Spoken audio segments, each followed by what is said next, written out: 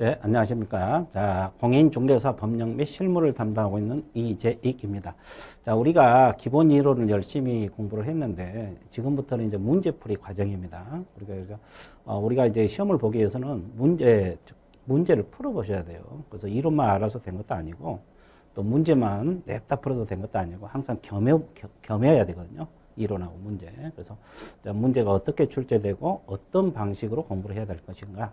이 방향성도 잡을 수 있는 것이고 또 세세하게 우리가 기본 이론에서 놓치는 것들을 문제에서 또 잡아낼 수가 있거든요. 그래서 문제 풀이를 심도 있게 한번 해보도록 하겠습니다. 자, 하나씩 짚어보도록 할게요. 자, 저는 이재익입니다. 아까도 이야기했지만, 자, 이게 이제 제목은 우리가 생략하고요. 자. 가장 먼저 우리가 이제 1편 공인중개사 법령이 나와 있어요. 여기서 이제 우리가 누차 강조하겠지만은 한 60에서 70%가 출제가 되고 있어요. 그리고 이제 부동산 거래 신고 등에 관한 법률에서 우리가 이제 20% 정도 또는 10% 정도, 그리고 이제 실무 과정에서 또 출제가 되고 있죠. 중개 실무 과정에서도 우리가 한 20% 출제된다 생각하고 접근을 해 주시면 되겠습니다. 자, 그러면 총칙, 우리가 일단 총칙부터 보도록 할게요. 공인중개사 법령 제정 및 법적 성격 1절 파트인데, 자, 1번 문제 같은 경우는 전범위 내용이에요. 우리가 공인중개사 법령 전범위 내용이라는 거 알고 있으면 돼요. 자, 공인중개사 법령상 시행되고 있는 제도가 아닌 것은 몇 개냐 이렇게 나와 있어요. 아닌 것을 골라왔어요. 아닌 거. 자, 공인중개사 협회 설립 의무화라고 나왔는데, 협회 설립은 할 수 있답니다. 임의사항입니다. 할 수도 있고 안 할 수도 있습니다. 그리고 이제 공인중개사법상 청문 절차를 규정하고 있다 이렇게 표현을 했는데, 청문 사유는 우리 공인중개사법이 맞습니다. 근데 청문 절차는 행정절차법에 규정이 되어 있다는 거 알고 있어야 돼요. 행정절차법. 우리 중개사법에는 절차 규정은 존재하지 않습니다. 그래서 청문 절차는 행정절차법에서 규정되고 있다. 그래서 공인중개사법이 틀렸고요. 자, 등록증은 갱신제도라고 했는데, 등록증은 갱신제도가 없어요.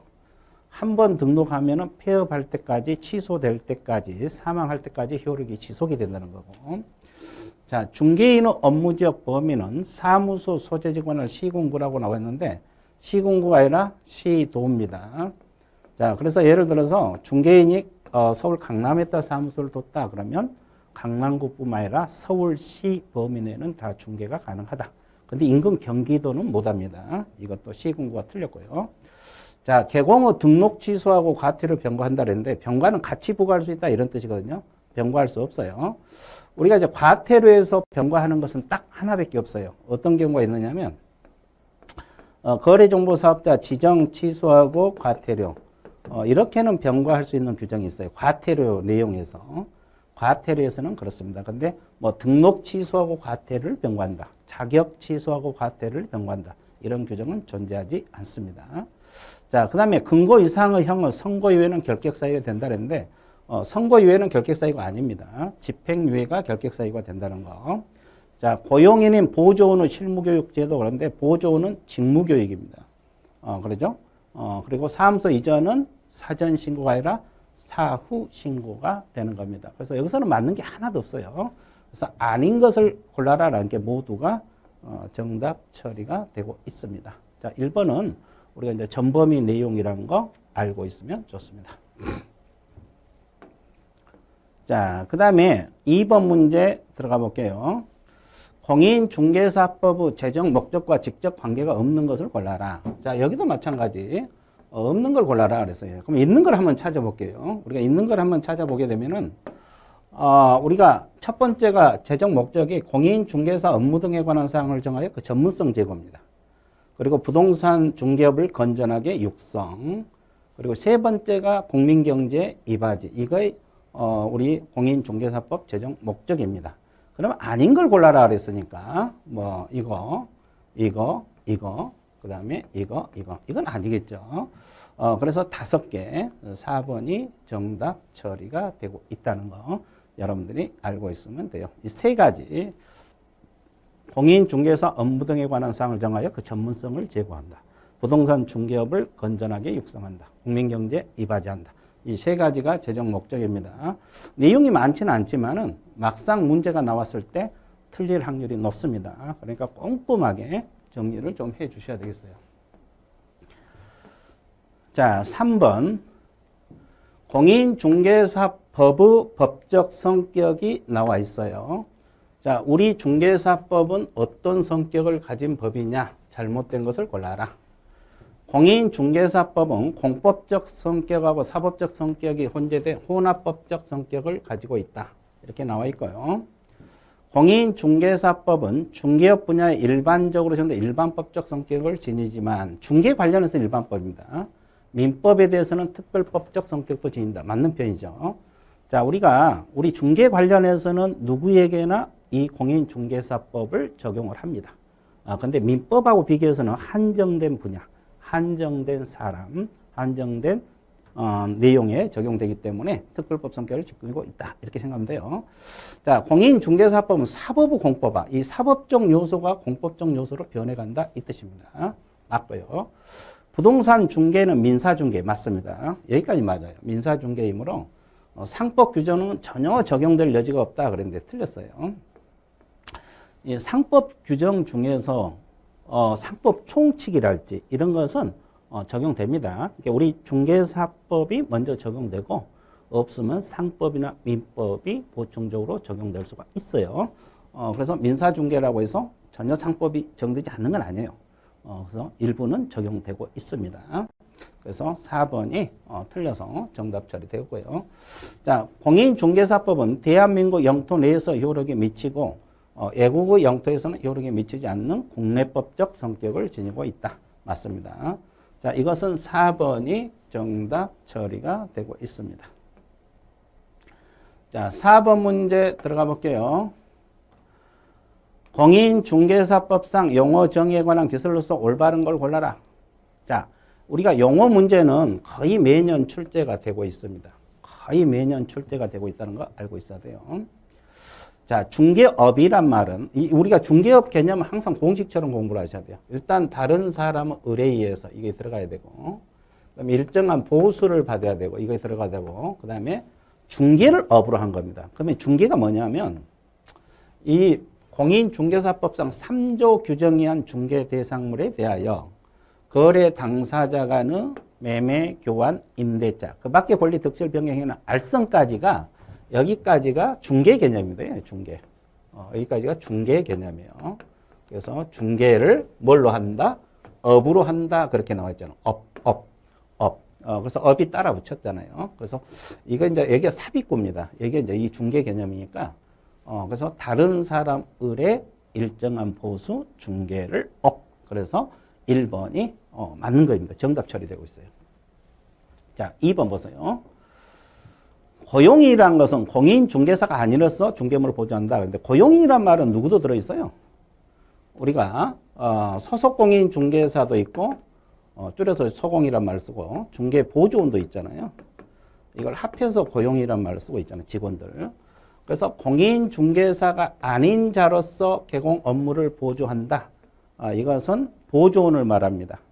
그러면 소공이란 것은 공인중개사로서 보조한다. 이렇게 들어가야 되고. 자, 중개란 것은 중개 대상물에 대해서 거래나 매매, 교환, 임대차만을 알선한다. 그래서 만자가 틀렸죠. 그 밖의 권리의 득실, 변경, 행위 이걸 알선한 것도 중개 개념에 들어갑니다. 만자가 틀린 거예요. 자, 공인중개사라 하면 이 법에서 자격을 취득하여. 자, 중개사법 이건 맞습니다. 취득하여 중개업을 영위하는 자. 이게 틀렸죠. 자, 우리가 자격을 취득한 자는 전부 공인중개사가 되는 거예요. 중개업에 종사하든 안 하든 자격증만 가지고 있으면 전부 공인중개사 개념에 들어갑니다. 그러니까 쉽게 말해서 자격증을 가지고 놀고 있어도 공인중개사 개념에 들어간다 이 뜻입니다. 자, 그래서 틀렸고요.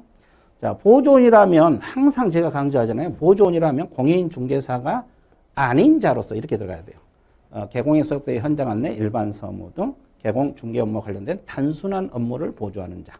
자, 그래서 보조원 개념 들어갈 때는 항상 공인중개사가 아닌 자로서 이 내용이 들어가 줘야 된다. 이것을 여러분들이 유념해서 알고 있으면 좋습니다. 자, 그 다음에 5번 문제 들어가 보도록 할게요. 공인중개사 법령상 중개행위, 이제 중개행위죠. 중개행위. 중개행위에 관한 설명 옳은 걸 골라라 그랬어요. 자, 다툼이 있으면 판례. 그래서 이제 우리가 공부하다 보면 이제 이론도 나오지만은 간혹 가다가 거기에 관련된 판례들이 있잖아요. 그것도 시험에 나옵니다. 그래서 이제 판례 지문은 혹시 공부를 안 했다 그러면 지금 공부를 하시면 돼요. 문제로 가지고. 그래서 여러분들 알고 있으면 돼요. 자, 1번 문제 들어볼게요. 중개행위에 해당한지 여부는 개공행위를 객관적으로 판단할 것이 아니라 개공 주관적 의사를 기준으로 판단해야 된다 그랬는데 뒤바뀌었어요. 주관적 의사로 판단한 게 아니라 객관적으로 판단해야 된다는 거. 자, 이것이 틀렸고요. 뒤바뀌었죠. 우리가 중개행위냐 아니냐는 주관으로 판단한 게 아니라 객관적으로 판단합니다. 뒤바뀌어서 틀렸고요. 자, 2번. 임대차 계약을 알선한 개공이 계약 체결 후에도 목적물 인도 등 거래 당사 계약상 의무의 실현에 관여함으로써 계약상 의무가 원만하게 이행되도록 주선할 것이 예정되어 있는 경우 그러한 개공은 사회통념상 중개행위 범주에 포함이 된다. 이게 정답 처리가 되고 있습니다. 자, 소속공인 중개사는 자기 사무소 개설 등록 신청할 수 있다는데 없어요. 우리가 내가 항상 강조하잖아요. 우리가 등록할 수 있는 자는 공인중개사고 법인만이 가능해요. 그래서 소속공인중개사는 자격증까지 취업한 사람이죠. 등록이 안 돼. 그분이 등록을 하려면 직원을 즉 소공을 그만둬야 됩니다. 그만두면 그냥 공인중개사가 되죠. 그러니까 등록이 가능하지만 소속공인중개사 신분으로는 등록이 안 된다는 거 여러분들이 반드시 기억을 해 주셔야 되고요. 자, 개업공인중개사는 거래계약서를 작성하는 경우 거래계약서 서명하거나 날인한다는데 서명 및 날인입니다. 우리가 거래계약서 있잖아요. 매매계약서, 임대차계약서. 이것은 밋입니다. 밋. 하거나 그러면 둘 중 하나죠. 그런데 밋은 둘 다 해야 됩니다. 서명도 하고 날인도 해야 됩니다. 자, 그 다음에 개공이 국장이 정한 표준 서식을 사용하지 않으면 과태료 받는다 그랬는데 우리가 거래계약서 표준 서식은 국토교통부 장관이 정해서 그 사용을 권장할 수가 있어요. 그 사용을 권장할 수가 있다. 그래서 국장이 권장사항이기 때문에 여기서 과태료 부과 대상은 되지 않습니다. 자, 이렇게 알고 있으면 좋습니다. 자, 6번 문제 들어갑니다. 공인중개사 법령상 용어와 관련된 설명 중 옳은 것을 골라라. 분묘 기지권을 양도하는 행위를 알선하는 것은 중개행위에 해당한다고 볼 수 없다. 자, 우리가 맞는 표현이죠. 이 분묘 기지권은 설정도 안 되고 양도, 이전도 안 되는 겁니다.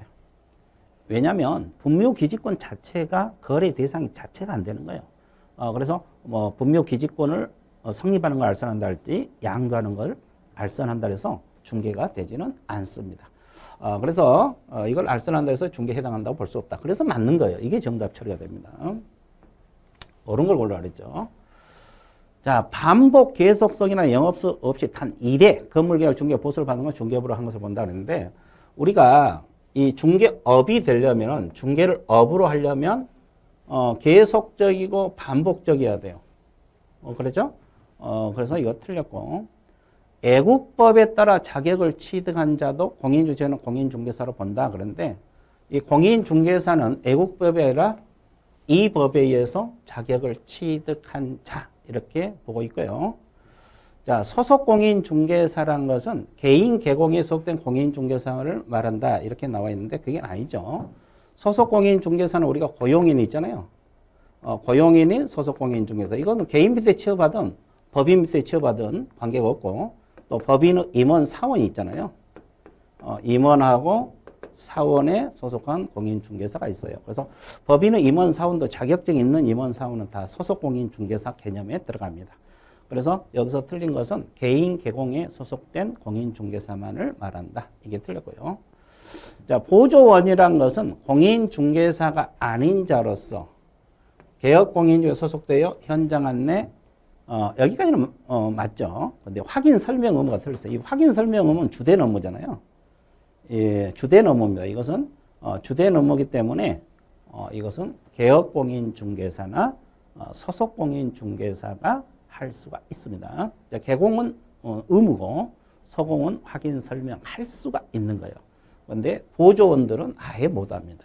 보조원들은 아예 못해요. 그래서 확인 설명 의무를 부담한다. 이게 틀렸습니다. 그래서 정답은 1번 처리되겠습니다. 자, 이해가 되고 있습니까? 자, 그 다음에 7번 문제 봐드릴게요. 자, 여기도 마찬가지. 공인중개사법상 중개행위. 중개행위가 뭐냐? 이렇게 물어보죠.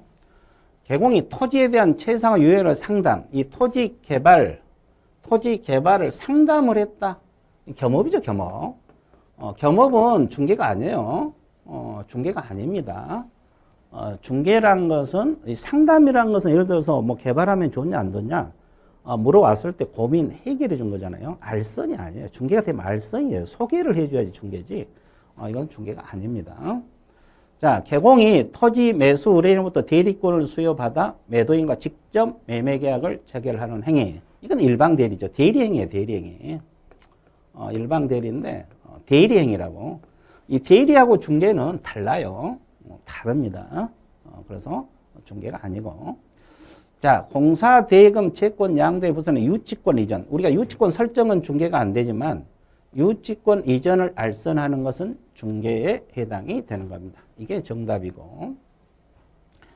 자, 상가 건물 임대차 계약의 부서에서 권리금 거래를 알선했다. 권리금은 중개 대상물이 아닙니다. 중개 대상물이 아니기 때문에 권리금을 알선한다 해서 중개가 되는 건 아니다. 그리고 개공이 오피스텔 소유자부터 임대동 관리를委託받은 임대 관리동 관리된 이것도 겸업이죠. 우리가 이제 겸업, 법인 개공이 겸업할 수 있는 업종. 뭐 개인도 할 수가 있죠. 임대 관리. 자, 그래서 일단은 뭐 상담하고 관리 대행은 겸업이니까 중개가 아니고, 2번은 대리 행위니까 중개가 아니고, 3번은 중개 유치권 이전은 가능합니다. 판례에서. 그리고 권리금은 중개 대상물이 아니기 때문에 알선해도 우리가 중개 행위라고 볼 수가 없습니다. 그래서 3번이 정답 처리가 되고 있습니다. 자, 8번이 이게 또 뭐냐면 중개 행위의 법적 성격에 관한 문제잖아요. 이것도 중요합니다. 맞지 않는 걸 골라라. 틀린 걸 골라라 이 말이죠. 자, 이것은 틀린 걸 골라왔어요. 맞지 않는 걸 골라라. 이 공인중개사법상 개공의 중개행위는 거래단 법률행위 성립에 조력하는 보조적 준비하다. 맞습니다. 중개행위는 보조적 준비행위라는 거 알고 있어야 되고. 자, 그 다음에 중개계약은 법률행위지만 이 계약이잖아요. 중개. 그 다음에 중개행위 자체는 사실행위. 맞습니다. 이걸 의외로 모르시는 분이 많아요. 자, 이걸 의외로 모르는 사람 많은데 중개계약은 누구하고 맺는 계약입니까요? 여기도 한번 적어볼까요? 중개계약은 자, 이 개공하고 의뢰인 간의 맺는 계약을 우리가 중개계약이란 말을 써요. 이게 중개계약이거든요.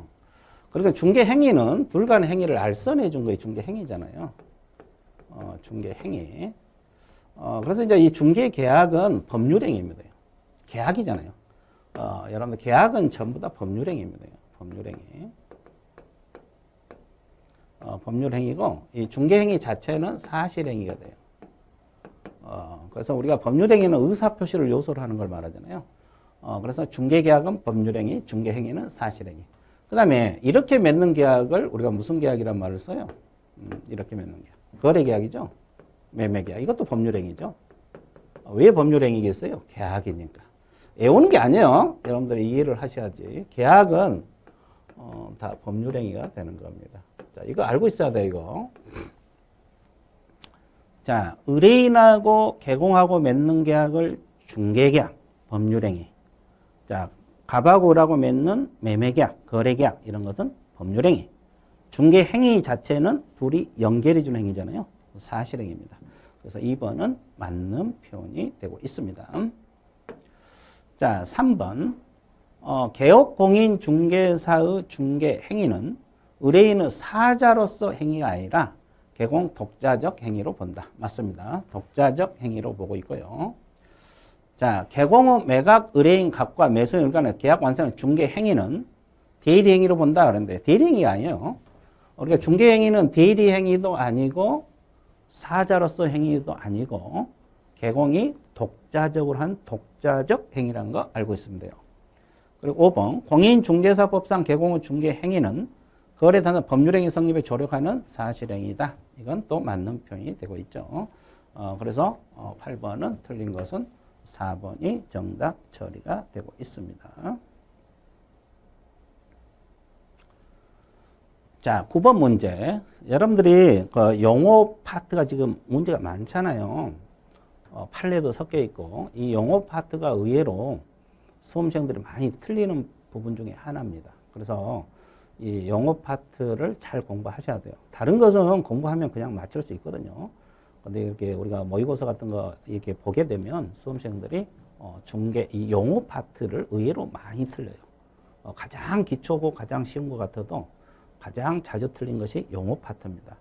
그러니까 이거 꼼꼼하게 판례 같은 것은 판례를 좀 공부를 해 주셔야 되겠고 이렇게 해서 이렇게 따라와 주셔야 됩니다. 자, 9번 문제 봐드릴게요. 이것도 중개행위예요. 중개행위 묻는 문제잖아요. 중개행위 묻는 문제인데 옳은 걸 골라라 이렇게 표현했어요. 개공이 거래 당사자 쌍방으로부터 의뢰받아야 하며 일방의 의뢰에 알선한 것은 중개에 해당하지 않는다 그랬는데 틀렸어요. 우리가 중개행위는 쌍방으로부터 의뢰받든 일방으로부터 의뢰받든 다 중개에 해당이 됩니다. 자, 여기까지 나와 있죠? 그 다음 2번 임대차 계약을 알선한 개공이 거래계약 체결 후에도 거래는 계약상 의무 실현에 관여함으로써 계약상 의무가 원만하게 이행되도록 주선할 것이 예정되어 있을 때는 그러한 개공 행위는 객관적으로 보아 사회통상 거래 알선 중개행위에서 중개행위 범죄에 포함된다. 자, 이게 정답입니다. 판례입니다. 판례. 자, 옳은 거 골라야 했죠? 자, 3번 중개행위는 의사표시를 하는 법률행위가 아니라 우리가 조금 전에 문제 풀었죠? 중개계약은 법률행위지만 계약이기 때문에 중개행위 자체는 알선을 해주는 거잖아요. 그래서 이건 사실행위입니다. 사실행위. 누차 강조하고 있어요, 이거. 자, 보수를 받지 않고 무상으로 중개행위는 손해배상 책임과 무관하다. 이게 틀렸어요. 우리가 이렇게 중개보수를 안 받고 친척이나 아는 사람들 있잖아요. 보수를 받지 아니하고 친척이나 아는 사람을 알선해 주는 경우도 있잖아요. 이런 경우도 중개행위로 보고 있고 만약에 무상으로 중개를 해서 손해가 발생했다 그러면 손해배상 책임까지 져야 됩니다. 무관하다가 틀렸고 중개가 완성되어야만 이렇게 중개에 있었다 볼 수 있다. 이렇게 했는데 무관하다가 틀렸고 자 5번 질문 들어갑니다. 매매계약을 체결하고 중개하고 계약 체결 계약금 중도금 제에 관여한 개공이 잔금 중 일부를 횡령했다. 잔금 일부를 횡령한 건 중개행위와 관련성이 없다 그랬는데 잔금 중 일부를 횡령한 것도 중개행위와 관련성이 있습니다. 없다가 틀렸어요. 그래서 여기서 옳은 것은 2번인데 자, 이 문제는 전부 다 판례입니다. 판례. 여러분들 판례와 관련된 내용이라는 거 알고 있으면 돼요. 이 판례 지문은 우리가 이제 앞에서 기본은 이론할 때 판례가 많이 안 들어 있었잖아요. 교재가 얇았기 때문에 판례가 많이 안 들어 있습니다. 그래서 이 판례 부족한 부분은 이 문제를 통해서 공부를 해 주시면 되겠어요. 자, 이 문제 같은 경우는 전부 다 판례 내용들이 많습니다. 그러니까 판례 지문을 혹시 모른다라면 꼼꼼히 좀 읽어가지고 공부를 해 줄 필요가 있다. 이렇게 공부를 해 주시면 되겠습니다. 자, 그 다음에 10번 문제 볼게요. 공인중개사 법령상 용어와 관련된 설명 옳은 것을 모두 골라라 그랬어요. 옳은 거 골랐어요. 자, 중개업이라 하면 다른 사람 의뢰에 의해서 항상 중개업은 공식처럼 공부하라 그랬어요. 맞습니다. 일정한 보수를 받고 맞고요. 중개를 업으로 한다. 맞습니다. 자, 그 다음에 보조원이란 개공에 소속되어 현장 안내, 계약서 작성 등 중개업과 같은 단순한 업무를 보조한다. 이 다 맞는데 이 계약서 작성이 틀렸죠. 계약서 작성은 주된 업무잖아요. 그래서 보조원들은 주된 업무는 못 합니다. 주된 업무는 못 해요. 계약서 작성이 틀렸고. 자, 우연한 기회의 일에 이렇게 표현했잖아요. 건물 전세를 중개하고 보수를 받는 행위는 알선 중개를 업으로 한 중개업에 해당된다는데 이 중개업이 되려면 계속적이고 반복성이 있어야 돼요. 그래서 우연한 기회에 한 번 그런데 중개업에 해당될 수는 없죠. 해당될 수는 없습니다. 그래서 계속 반복성이 있어야 되고.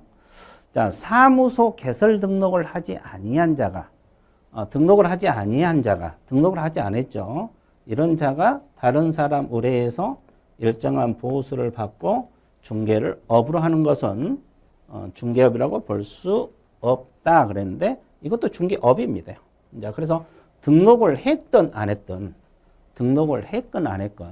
여러분들이 다른 사람 의뢰 일정한 보수 중개를 업 그러면 중개업의 개념에 들어간다. 이렇게 하면 되고. 자, 미성년자는 공인중개사업의 자격을 취득할 수 있다. 맞습니다. 미성년자도 시험 봐서 합격하면 자격증이 나옵니다. 미성년자도 시험 봐서 합격하면 자격증이 나온다는 거 알고 있으면 좋겠어요. 그래서 이제 여기서 옳은 걸 골라라 이렇게 표현을 했잖아요. 옳은 걸 골라라. 그래서 1번이 정답 처리가 되고 있어요. 기억하고 미음 방금 내가 이야기했죠. 자, 이렇게 우리가 여기까지 또 공부를 하다 보니까 좀 시간이 지났죠. 그래서 여기까지 하고 좀 쉬었다가 들어가도록 하겠습니다.